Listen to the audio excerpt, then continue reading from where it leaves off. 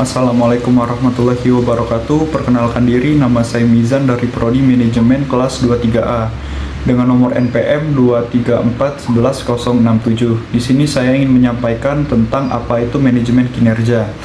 Manajemen kinerja merupakan proses penting untuk meningkatkan produktivitas dan kinerja tim.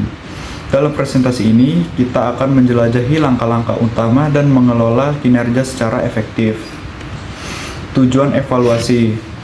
Evaluasi kinerja individu membantu mengidentifikasi kekuatan dan kelemahan karyawan serta memberikan umpan balik dan konstruktif. Metode evaluasi. Metode termasuk penggunaan skala penilaian, observasi, dan wawancara untuk mendapatkan data yang komprehensif. Menganalisis hasil. Ambil waktu untuk menganalisis hasil evaluasi dan identifikasi peluang pengembangan karyawan. Memberikan umpan balik. Umpan balik yang jelas dan konstruktif membantu karyawan mengembangkan diri dan meningkatkan kinerja mereka. Manajemen kinerja, menetapkan tujuan kinerja. Tujuan SMART, tetapkan tujuan yang spesifik, terukur dan dicapai, relevan dan berbatas waktu untuk memberikan arahan yang jelas. Prioritas utama, tetapkan prioritas dan fokus pada tujuan yang penting untuk mencapai hasil yang diinginkan. Aspirasi yang tantang, tetapkan tujuan yang mendorong karyawan keluar dari zona nyaman mereka dan mendorong pertumbuhan pribadi dan profesional. Manajemen kinerja, mengidentifikasi kinerja yang berhasil. 1. Mencapai target. Apresiasi yang kinerja yang telah mencapai atau melebihi target yang ditetapkan. 2. Kualitas kerja. Apresiasi yang berkualitas termasuk akurasi, keselamatan, dan kepuasan pelanggan. 3. Inovasi dan inisiatif. Apresiasi ide-ide baru, solusi kreatif, dan kemauan untuk mengambil tanggung jawab lebih. 4. Kolaborasi tim. Apresiasi kontribusi yang signifikan dalam kerjasama dan dukungan terhadap rekan tim. Manajemen kinerja. Penilaian kompetensi. Keahlian teknis, penilaian terhadap pemahaman dan keterampilan teknis yang relevan dengan bekerja.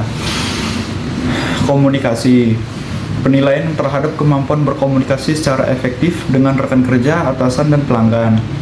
Kemampuan manajerial, penilaian terhadap kemampuan dan memimpin, mengelola waktu, dan mengambil keputusan yang baik. Manajemen kinerja, pengembangan karyawan. 1. Identifikasi kebutuhan pengembangan berdasarkan evaluasi kinerja dan rencana pencapaian tujuan. 2. Pelatihan dan pembelajaran, memberikan pelatihan yang relevan, pembelajaran online atau mentorship untuk membantu karyawan mencapai potensi terbaik mereka.